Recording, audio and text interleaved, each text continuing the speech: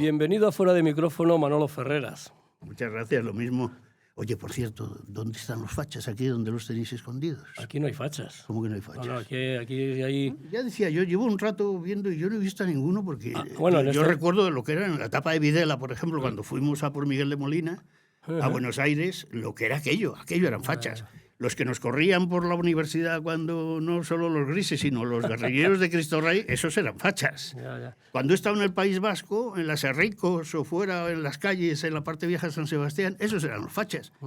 Yo aquí no veo a ninguno, salvo que tengáis alguno agazapado. Hombre, aquí ya sabes que... O alguien está muy equivocado con vosotros. Se ha extendido la historia de que todo aquel que critica al gobierno o que no está de acuerdo cómo funciona el país pasa a ser facho.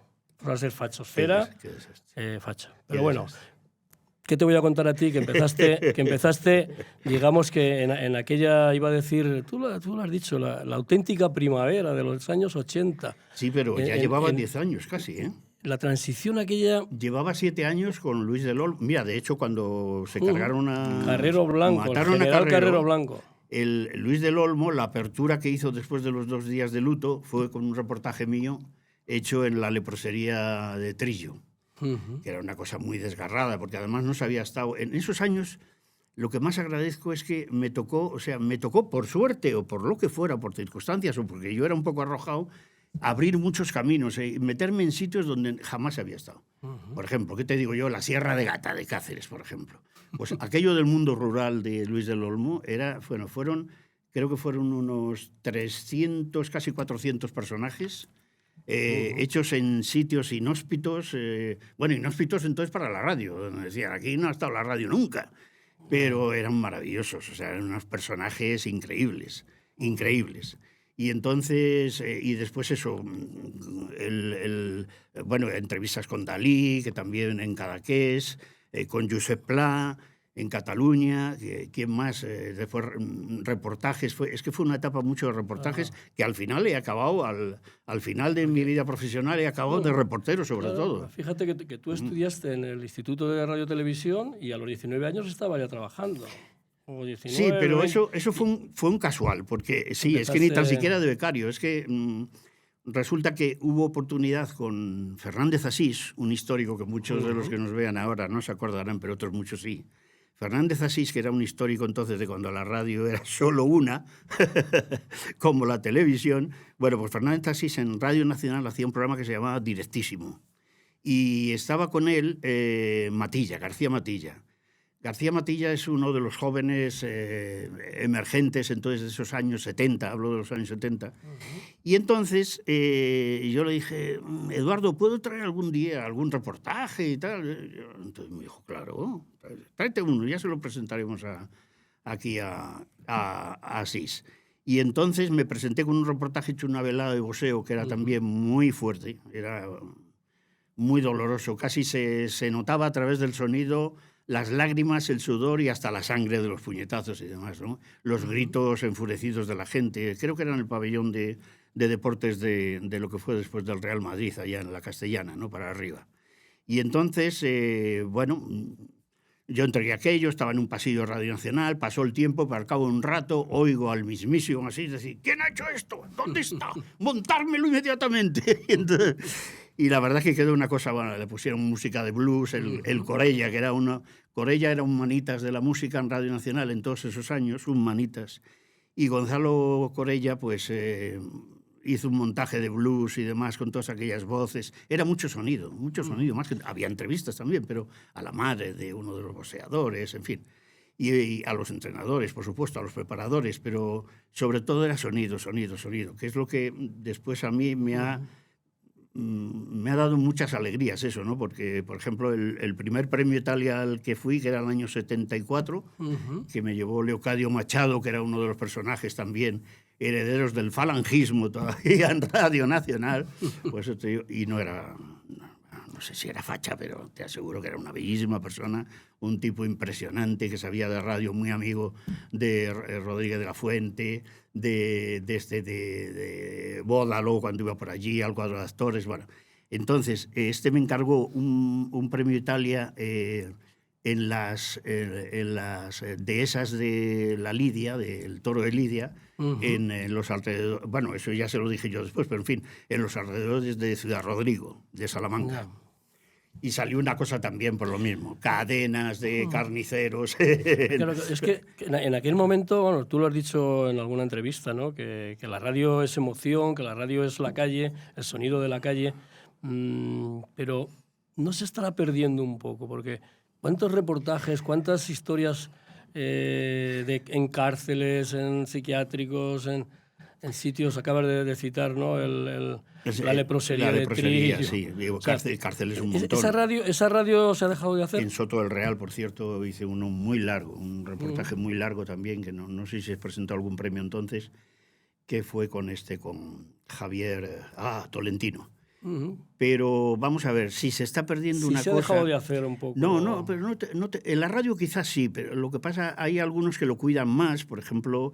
el Onda Cero se está cuidando un poquito en algunos programas, que se agradece mucho, pero es verdad que, por ejemplo, cuando el Chapapote, eran todos voces, barcos, olas, por supuesto todos los que estaban, los voluntarios, las playas tal como estaban, el nerviosismo que había, incluso todo eso, bueno, se transmite a base de mucho esfuerzo, pero también a veces de dejar el micrófono. Que el micrófono hace su labor, ¿eh? Tú pones un micrófono donde esté ocurriendo algo y no tienes que andar diciendo mucha historia ni haciendo mucho el Vitoquiles, ¿no? Lo pones y ya sale, ¿no? Entonces, lo que pasa es que una de las cosas que yo siempre decía en los cursos de verano de la Complutense, siempre les decía a la gente, cuando estaba en alguna universidad por ahí, que había que, cuando se sale a la calle, si hay charcos, hay que mojarse. Hay que estar en los charcos, hay que estar en los cristales, que se oigan los cristales rotos, todo, ¿no? Pero se ha pasado de meterse en los charcos y de pisar los cristales a no meter nada más de vida. Y eso es un efecto colateral. Tiene que haber otros.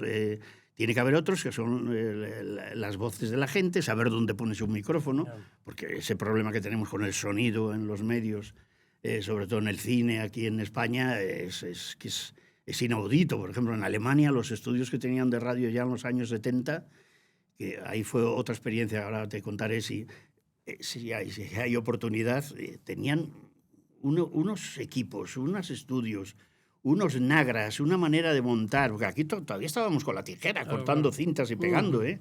Allí lo hacían todo automático. Sí, no había ordenadores ni... No, pero me refiero a ellos mismos que también unían las cintas, pero lo hacían todo automático en los propios magnetofones, ¿no? Y entonces el sonido se cuidaba muchísimo. Y es que aquí, bueno, y no te digo la BBC, por ejemplo, aquí lo hemos cuidado muy mal, y entonces eso de todavía oyes tertulias, programas de radio como puedan ser incluso los del misterio, por ahí, que es que se les escapan, cualquier voz aparece. Tienen 3 invitados y a lo mejor hay un micrófono solo. No se cuida, digamos... O por lo menos decirle a la gente, acércate al micro. La parte formal. Oye, habla en primer plano. ¿Qué te iba a decir? Fíjate, por aquí me he traído algunas fotos que yo tengo tuyas en el archivo. Mía.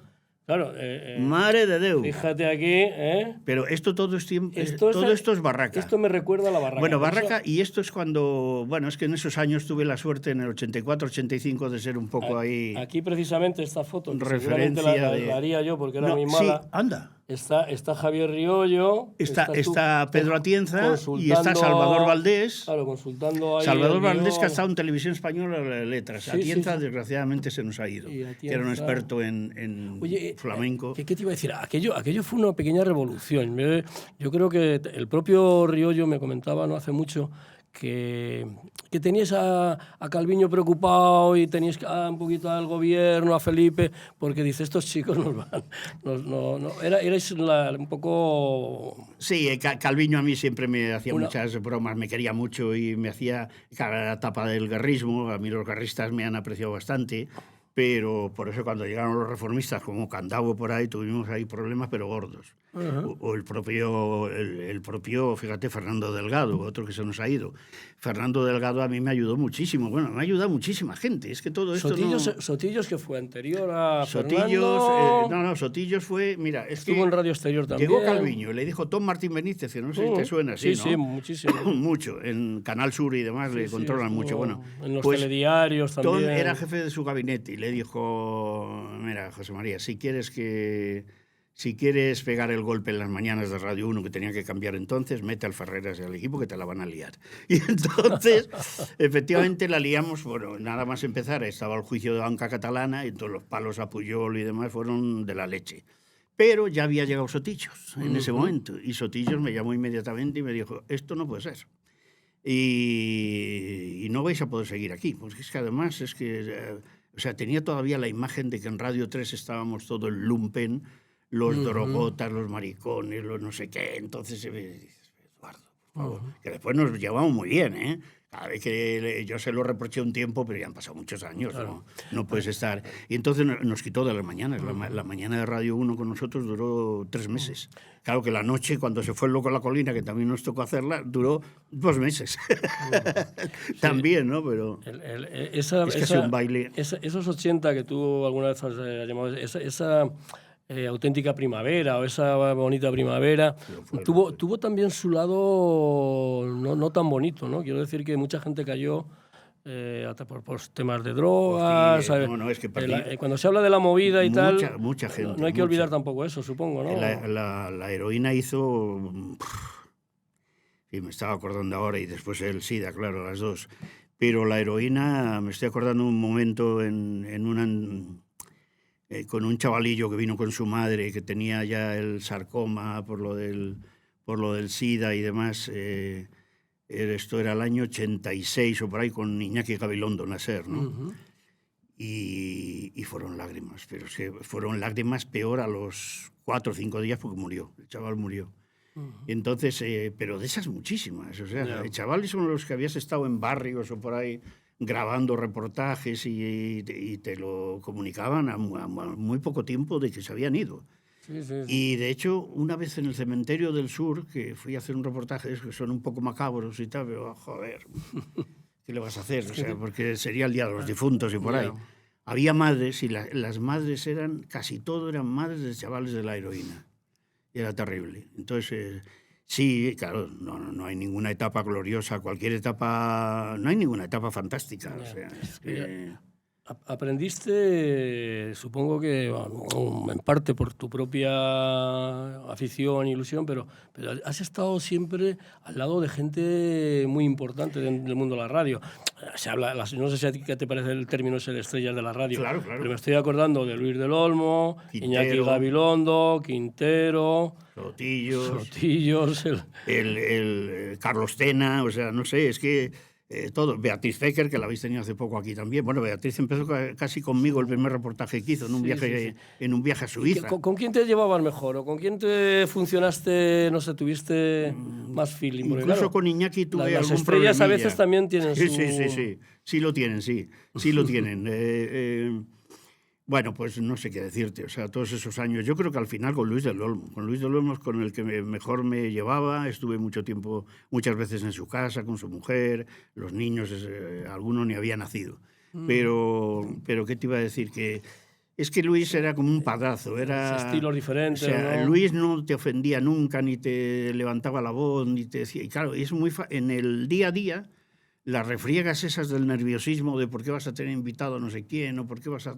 Claro, fue una etapa también de la transición en la que con Mercedes Milá estábamos en días alternos con Luis del Olmo y entonces entrábamos con personajes de la transición, el juez Chamorro, el fiscal Chamorro, etcétera, mucha gente así de ese tipo, o bueno, sobre todo poetas, gente que no había ido a Celaya, no sé...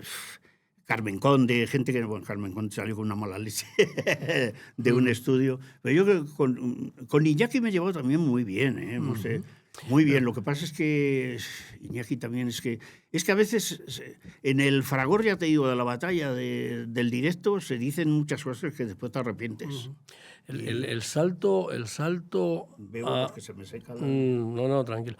el salto que tú das de la radio pública, de la Casa de la Radio, a la cadena SER, que es una empresa, una cadena comercial, donde hay anuncios y tal, ¿te costó adaptarte? Porque al revés parece que funciona, pero... Fue un error, aprendí mucho, pero fue un error. Y fue un error todo por rebote de Sotillo. Sotillo nos quitó de la tarde, nos decía, de la mañana nos decía lo que teníamos que hacer por la tarde, que fue la ventana que existe ahora en la cadena SER, porque después se la llevó, creo que fue Julio César Iglesias, o primero, sí, creo que fue así, porque a veces se me cruzan a veces los canales. César estuvo haciendo la tarde, sí. Claro, entonces creo que era la ventana. Entonces se llevó la ventana, ahí se ha quedado en la cadena SER hasta ahora.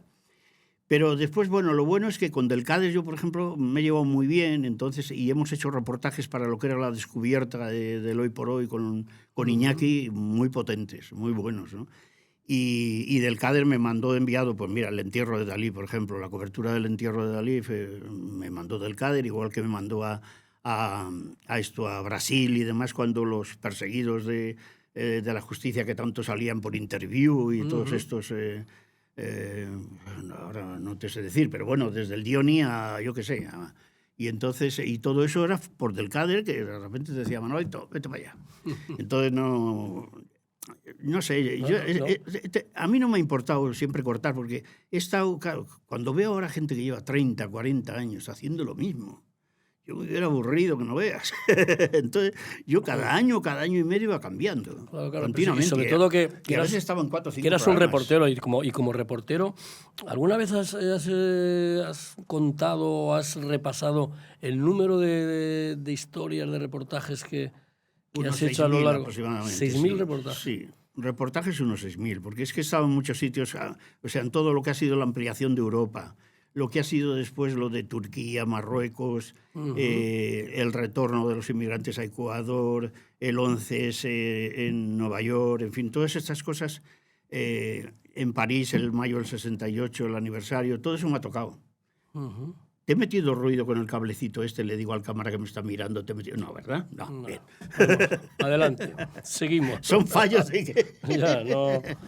Entonces bueno, pues... Es que han sido mucho trotar de aquí para allá, muchas historias, ¿no? Y a lo mejor demasiado inquieto a veces, porque a veces conviene un poco relajarse porque al oyente le vuelves loco. Es lo que me decía Martín Blanco, de la cadena SER. No se puede estar cambiando de caballo continuamente porque no te siguen. O sea, si tú tienes que estar aquí dentro del estudio, tienes que estar en el estudio. No te me vayas al retiro, a la estatua del demonio, no, al estudio. A mí me decía, qué bobada, el programa lo empezamos desde allí. Una curiosidad, ¿por qué dejaste el programa, el primero que hiciste en el tercer programa de Radio Nacional, en Radio 3, dejó de llamarse La Barraca y se le puso Tiempos Modernos? ¿Fue un cambio de dirección? Sí, el otro día vi que lo contaba Río yo un poquito. Bueno, fue efectivamente, es que llegó Matilla, el que te contaba de Asís, llegó de director a Radio 3 y me dijo que había que renovar un poquito aquello, porque La Barraca sonaba un poco, no lo sé, teníamos seguramente demasiados abertzales del País Vasco oyendo, teníamos mucha audiencia, mucha. Pero eran las universidades, y en las universidades pues hay lo que ya sabemos. Después te salen los Pablo Iglesias, ¿qué le vas a hacer? Entonces, para renovar aquello un poquito, estaba empezando la movida. Entonces era oportunísimo hacer aquello, pero claro, había que venderlo, porque el que nos estaba oyendo pasar de La Barraca a Tiempos Modernos, y entonces hicimos un viaje a Mojácar, a Almería, al paraíso de la Begoña Gómez y del señorito que la acompaña, y entonces, bueno, también Guerra iba por allí mucho por Mojácar, y en Mojácar, bueno, nos pasamos 3 días y íbamos exprofeso, en vez de habernos metido en un monasterio para pensar a ver qué hacíamos, y de allí salió el Tiempos Modernos, ¿no? Y entonces es que fue un cambio, porque fue empezar a coger toda la música inglesa, del pop inglés, yo qué sé, empezar a renovarlo todo, los invitados. De los primeros invitados que tuvimos al poquito de Tiempos Modernos fue Amenábar, por ejemplo, que ya nos estaba escuchando. Por supuesto, Almodóvar nos oía. Había todos los de la movida, Alaska, que la tengo ahora de vecina con el señorito de las melenas. ¿Y la radio que está? ¿Tú sigues siendo un buen oyente de radio o ¿Eres muy selectivo? No, ahora... ¿Me puedes contar qué programas escuchas? Hoy oigo mucho por la mañana el más de uno. Muchísimo. ¿Más de uno? A la Alsina. A la Alsina, por la tarde al Rafa, en la Brújula. Y ya a partir de ahí, mucho podcast, programas de historia, series. O sea, cine me estoy empapando y de series todas las que quieras. Ahora estoy viendo una que es Teherán, que es una serie fortísima. ¿No te da un poquito de, no sé si me iba a decir, de la pena o si la caída de audiencia de la radio pública, de la radio... que bueno, pues que al final depende del gobierno de turno. Sí. Ha ido si yo me recuerdo cuando yo empezaba a escribir sobre temas de radio y tal, Radio Nacional era la cantera de los grandes profesionales, tenía una audiencia enorme. Ahora está en el cuarto puesto, peleándose casi con el radio. Sí, no, el radio ¿qué ha pasado? ¿Qué crees que ha pasado? Hombre, la política, sin ninguna duda, la política. O sea, en este momento, ten en cuenta que Cuando yo me fui para jubilarme, para jubilado anticipado, en aquella operación, no sé cómo iba a llamarla, si escabrosa o un poco indigna que hizo Zapatero para beneficiar y poner en marcha la sexta, y nos largaron a los 4.000 y pico, pero ¿cómo no me iba a ir? Sí, yo ya tenía diabetes, ya tenía problemas de circulación, me ponía muy nervioso, fumaba muchísimo. Entonces yo digo, un día me voy a quedar con el micrófono en la calle. Y entonces, ¿qué estabas haciendo cuando te tocó reportajes, ¿no? Sí, venía venía también de Cuba, por ejemplo, que fue otro premio Italia. De Cuba, del País Vasco, de Nueva York, de Senegal, en fin, viajes de esos a Marruecos, que estaba Piqueras entonces de director de la Radio Nacional pero lo que te quería decir, porque hubieran piqueras, no te quedabas arrinconado en no sé qué sitio, por más que hubieras hecho y que fueras y que no fueras. O sea, allí es que es continuamente, puedes estar aquí arriba y acabar en el archivo sonoro. Llega un equipo nuevo y estás en el... Ay, es que todo el día, sí. Claro. Lo que me decía del CADE, no se te ocurra. ¿Por qué no haces una reflexión, Manolo? Tú que has hecho tanta radio, ¿no? Que bueno, pues que has enseñado a mucha gente seguramente, ¿no? Habrás tenido alumnos aventajados. ¿Cómo se puede prescindir con 57, 58 años de profesionales que tienen talento y que además tienen la posibilidad de enseñar a otros? No sé si... Eso no... ¿Cómo se puede explicar eso? Pero en este caso fue una operación muy guarrilla. Ahora se llama edadismo, ¿no? El edadismo. Claro, No, pero no fue por edadismo. No fue por edadismo. Quisieron cargarse Radio Televisión Española. Y yo tengo mis dudas de que efectivamente no se la hayan cargado. Entonces, ¿Ese fue Zapatero? Zapatero. Sí, para hacer la sexta, ¿no? Con Contreras, claro. Con Contreras y con Barroso y toda la panda. Entonces, del entorno de la Moncloa. Entonces, el Zapatero es que es un insensato. O sea, ha hecho mira, ahora últimamente le acabará saliendo. La mierda que haya en Venezuela acabará saliendo, igual que acabará en la República Dominicana. Pero es que... Zapatero llegó un momento en que los sindicatos estaban presionando ya tanto, sobre todo comisiones obreras, porque lo veían en bandeja. Es que nos lo ponían en bandeja para irte a casita y a decir, ale, hasta luego, que ya he trabajado 35 años y se acabó. Y entonces llegaron los sindicatos, seguían presionando más y más y más, y llegó un momento en que, o sea, Zapatero no hacíamos que decir lo que pidan. Lo que pidan. Y entonces nos dieron el 100%, nos fuimos para casa, o sea... Yo es que hasta hace 3 días, que ahora ya estoy jubilado oficialmente, pero claro, nos llamaban los jubilados de oro porque es que estabas cobrando lo mismo que estabas cobrando el día que saliste. Entonces, claro, se va a vivir la vida. Allá vosotros lo que hacéis con esto, ¿no? Porque ¿qué vas a hacer? Claro. Llegó Luis Fernández. Luis Fernández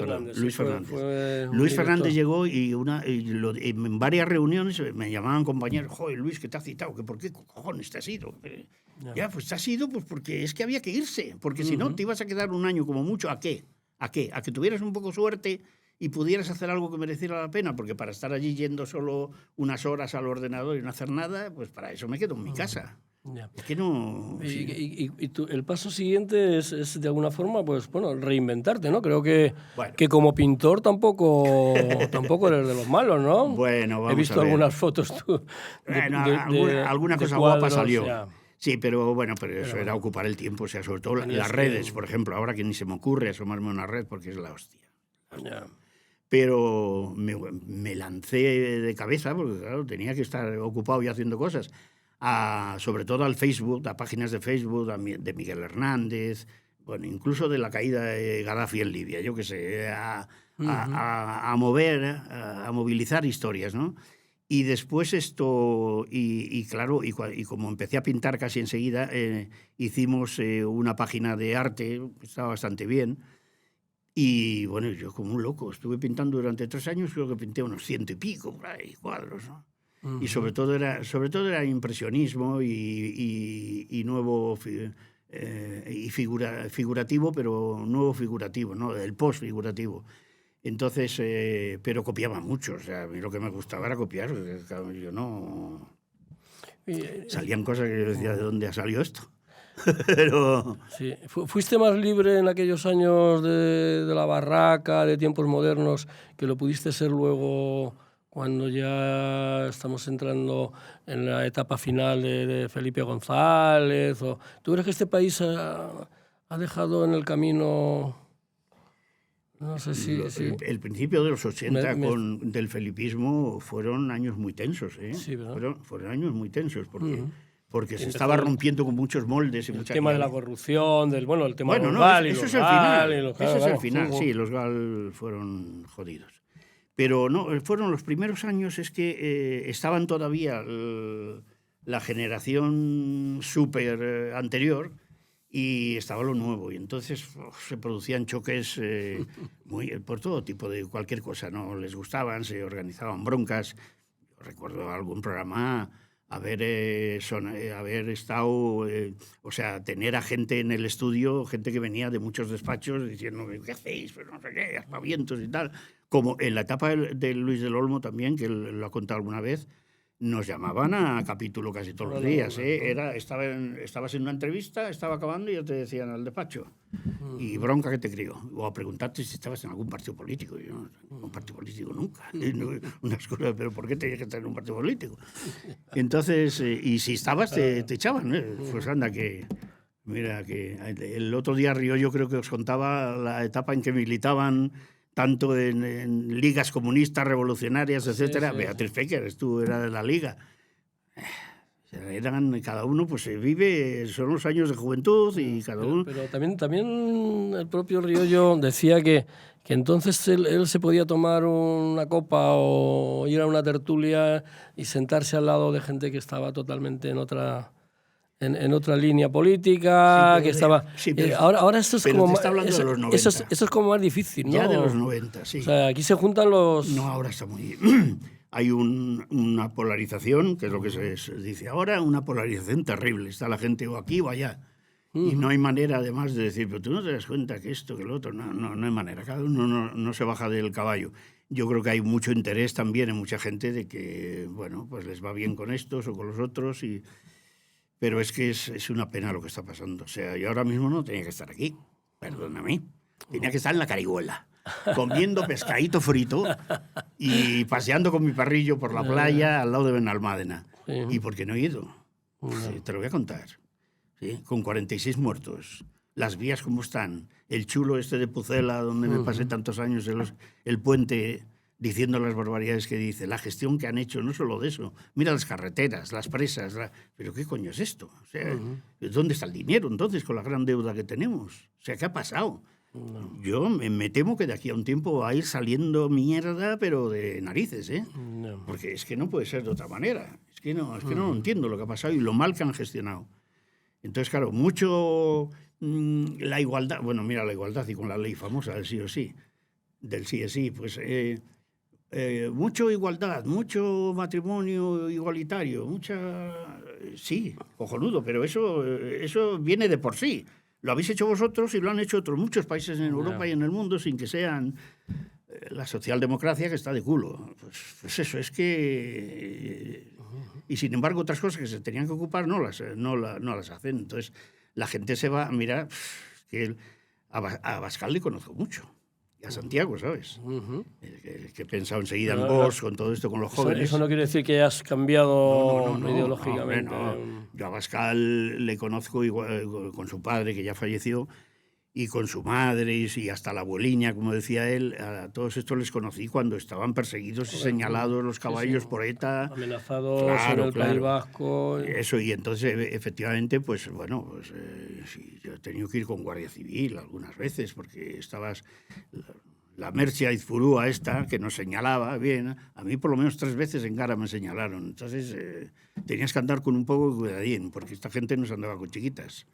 Entonces, Abascal yo le conocía entonces y no tiene nada que ver con el Abascal de ahora que nos hemos encontrado. Pues, ¿esto de dónde ha salido? Dios mío, qué miedo, ¿no? Es que, claro, se le ha subido la locura radical a la cabeza y de repente encima le llegan los aires de Trump y de otros. Ahí es donde realmente están. Hay una corriente, ¿no? Exagerada, de derecha. derecha. No se comen a nadie, pero exagerada. Bueno, si pueden, apalean a algunos. Pero ese tipo de ideología o ese tipo de formación política nace quizá de que algo se ha hecho mal, porque claro, la socialdemocracia, yo recuerdo que cuando llegó Felipe decía, queremos que el país funcione, se modernice, pero ahora tú estabas hablando de las dificultades para ir a la playa, ¿no? O sea, quiero decir que algo... No se puede ir. El AVE a Málaga no funciona todavía. Mañana empieza, estos días, empieza el de Sevilla. De los ciudadanos no se cubren, ¿no? No se cubren, no. Son todo paripés de historias. ¿Cuántas viviendas nos ha hecho ya, viviendas públicas, el Sánchez? Acaba de anunciar otras 15.000 de un fondo de no sé qué, pero deja de engañar a la gente, hombre. Hazlas las 500 primeras. Miles de viviendas, ¿no? Y así no se puede tener el país, entre otras cosas. El tema de la vivienda es sangrante. Entonces, en fin. Oye, ¿qué te iba a decir? Una cosa que sí te he destrozado el tiempo, ¿no? No, vamos bien de tiempo, todavía nos quedan unos minutos. No me digas. Y además hay preguntas pendientes. Por ejemplo, si tú pudieras dar marcha atrás, eso es imposible. Si tuvieras ¿con qué te quedarías? ¿Con qué programa o con qué etapa de tu trayectoria profesional te quedarías? Hombre, vamos a ver. Siempre se acuerda uno de lo primero, pero yo no sé si profesionalmente. Ha habido una de la que se habla muy poco, que era el calle a calle, era una hora que iba a las 12 del mediodía, igual que fue la España en blanco y negro, ahí a esa hora, en Radio 1. Y el calle a calle fue una gozada, porque era el sentir la radio a todos los niveles, con mezcla de géneros y demás. Por ejemplo, te ibas a Estambul, por ejemplo, y entonces eran los sonidos del bazar, los sonidos del Bósforo, entrevistas hechas previas, entrevistas en directo, actuaciones en directo con bailadores o con españoles que vivían ahí, y todo hecho en una habitación de un hotel. Entonces, hasta el jefe aquí de las móviles me decía, ¿cómo coño habéis hecho eso? Porque era todo como si fuera en directo, como si estuvieras conectando con unos con otros y tal, y era una maravilla, porque era un espectáculo de sonido y te lo pasabas bomba. Bueno, pues de esos, igual que te digo ahí, te digo en el Corpiño, con los endemoniados, en Galicia, o te digo, yo qué sé, en Salou, ¿cómo se llama? ¿Portaventura? Sí. Por Aventura, ¿no? Es que no sé, es que la radio así planteada la puedes hacer en cualquier sitio. Si quieres te vas ahora a la plaza de Callao y te montas ahí un numerito con la gente y tienes grabaciones previas, claro. Hay que tener grabaciones previas y demás porque todo no se produce al instante. Pero tienes que simular que se produce al instante. Y eso es muy divertido. Aunque a ti te haya pillado ya con cierta edad el tema de Internet, de las redes sociales, hay quien dice que, bueno, pues que si se utilizan correctamente es bueno para el periodismo en general, ¿no? La radio puede llegar a más público. Mírala ahí, o la IA. Pero se vive poco la calle, ¿no? Eso sí. Acabas de comentarlo, ¿no? Bueno, yo te diré que... El periodista está más metido en el ordenador que yo te diré que ahora no salgo a la calle, nada. No salgo. ¿Por qué? Pues porque estoy agotado. ¿Te da pereza? No, estoy agotado, me cansa la gente, me cansa, no sé, a lo mejor hoy estoy hablando tanto porque hace muchos meses que no hablo. Ya. Es que, no sé, y a mí también lo que me fastidia, no en una entrevista como esta, pero que te estén todo el día recordando historias, ¿y tú por qué no haces? ¿Y tú por qué no vuelves? Déjame en paz, hombre. No, pero no sé, es que no, pero la verdad es que tengo otro problemilla que es la claudicación, no sé si has oído hablar de ella, la claudicación intermitente. Entonces, en cuanto sales a la calle, te empieza a doler una parte de la cadera, te empieza a doler una pantorrilla, tienes que estar parando cada esquina, y entonces dices, pues yo salí a la calle para estar parando cada esquina de casa, pues no, mira, me quedo en mi casita, que estoy muy bien, que tengo un jardincito y todo, estoy en plena Gran Vía en un ático, casi con jardín y como si fuera un huertecillo arriba. Entonces, y ver los toros desde la barrera, ¿no? Hombre. Pero no echas de menos, porque bueno, con lo que... Cuando pasa algo... Con el Ferreras o sea, claro, con el Manolo Ferreras... Cuando pasa algo... Que ibas con el Macuto sí. en las manifestaciones o en los... No, sí, otro... los Ubers encima. Eso ya está olvidado, claro. Cuando pasa... No, es que no puedes, claro. Vida... Cuando pasa algo esa noche no duermes, porque te te imaginas que estás allí y que tenías que hacer esto y tienes que hacer lo otro, y cuando se hace bien te alegras un montón y cuando se hace mal te da mucha pena. Entonces, pero, hombre, la radio la lleva siempre, es un gusanillo ahí ya para toda la vida. Entonces, lo que pasa es que, bueno, pues le mandas callar, ¿qué le vas a hacer? Y después las utopías y los sueños, pues bueno... como decía Raymond Chandler, todavía tenemos sueños, pero cada vez sabemos más que no existen, que se van todos a hacer gárgaras, pero y también a la vez sabemos que nos da lo mismo. O sea, que no pasa nada, porque los sueños se rompen y se rompen. Y entonces, y se rompen demasiado a veces demasiado. Y hay gente pues que acaba muy destrozadica y lo pasa muy mal. Dejar un trabajo de estos, si ha estado en la intensidad de la información y tal, se pasa mal. Pero bueno, por eso intentas cubrirlo con todo lo que pillas, ¿no? Claro. Tú te metes dentro de esa historia y al final te deja, ¿no? Huella, ¿no? Y te deja. Oye, que ahí siempre se dice, oye, ¿quién ha sido el mejor comunicador o quién es el mejor comunicador? Me refiero en el mundo que tú controlas más, de la radio. ¿Quién es el futuro? Porque, bueno, el Iñaki, futuro en este momento es Alsina. Sí, ¿no? No hay ninguna duda. En este momento el mejor comunicador es Alsina. O sea, lo está haciendo, pero muy bien. A veces se pasan algunas cositas, pero bueno, aquí todos tenemos historias, pero Alsina lo hace muy bien y es el que más vivo está. Después en la tele... Herrera está ya también mucho. Un poco más de salida. Está más de salida, sí. Herrera está de salida y hay muchos de salida, ¿eh? Muchos. Entonces, yo creo que el Alsina es que no hay otro. O sea, dime quién. Es que no. Me estoy repasando todas las... Y los periodistas que llegan, a lo mejor también, no sé, puede salir alguna figura... Bueno, lo que hay es mucha gente joven que... ¿Con otras ideas? Que tienen unas habilidades para comunicar y para estar informados y para saber de todo, que son la ley. Dices, pero bueno, ¿de dónde ha salido toda esta churmilla? Entonces, son de las facultades, claro, está claro que son de las facultades y son hijos de, lo han mamado en casa, con quien sea, y entonces, y ahora la gente se comunica mucho mejor, o sea, hoy en día...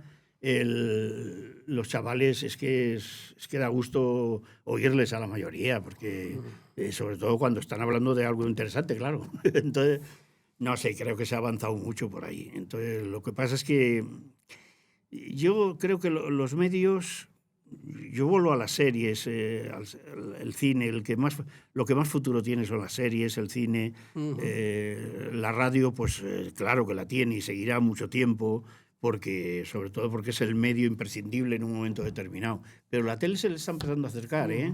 Ya estamos viendo acontecimientos y sucesos, no en 24 horas, pero en fin, desgraciadamente, qué pena. Pero sí en informativos, en telediarios, que lo hacen muy bien, que lo están cubriendo todo. Eso es la radio, eso es radio. O sea, la posibilidad de moverse tanto y de estar en tantos sitios era la radio. Entonces, por eso ahí sí se va a ir perdiendo, y sobre todo porque la gente cada vez es más libre y cada vez se programa más sus cosas a través de los podcasts, de escuchar otro tipo de cosas, de moverse por Internet muchísimo. Y Internet, fíjate lo que está cubriendo. Ya para ir terminando, de aquel Manolo Ferreras, pues iba a decir casi adolescente, que se viene a Madrid a buscarse la vida. Bueno, con 18 años. Con 18 años, bueno, pero quiero decir que ya tenías claro que querías dedicarte a esto, supongo. Me he movido mucho por impulsos, ¿eh? Sí. Pero si te digo lo que estaba haciendo con 17 años, te llevan las manos a la cabeza. ¿Te arrepientes de, no iba a decir de algo, te arrepientes de no haber hecho cosas que a lo mejor pues, te hubieran dado, no lo sé, hay gente que... Hombre, me arrepiento de algunas cosas de televisión que he hecho que han sido mamarrachadas, pero bueno, ¿qué le vamos a hacer? Bueno, pero estuviste con Soler Serrano, ¿no? Que tampoco era... Sí. No, eso no hemos hablado. No, eso no sí. Nos vamos ya de con tiempo. Soler Serrano fueron reportajes que merecía la pena, sí, pero... 7 días, ¿no? Sí, 7 días, sí, al mediodía, los domingos en Televisión Española.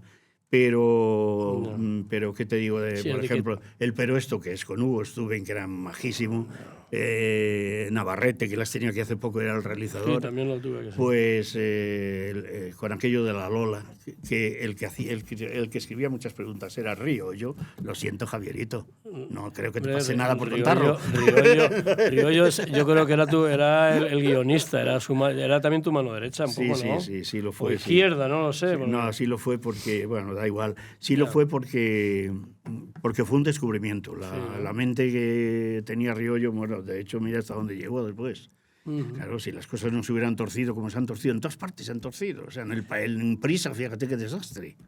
Es que, pues ya te digo, a mí esa parte de televisión, de más espectáculo, no me gusta nada, porque además a mí me pone muy nervioso, no me veo bien, me empiezo a poner... es algo estúpido a veces, como me decía Anton Reisa, ¿por qué tienes que salir más guapo de la serie? En lugar de estar en lo más alto, a veces siempre has estado en un segundo plano, te has expuesto quizá menos, pero... Eso no importa, o sea, yo creo que hay que estar donde hay que estar. No. Si de repente, mira, estos días me he acordado de Alejo también, no sé por qué, Alejo García, Alejo García, que también se nos ha ido.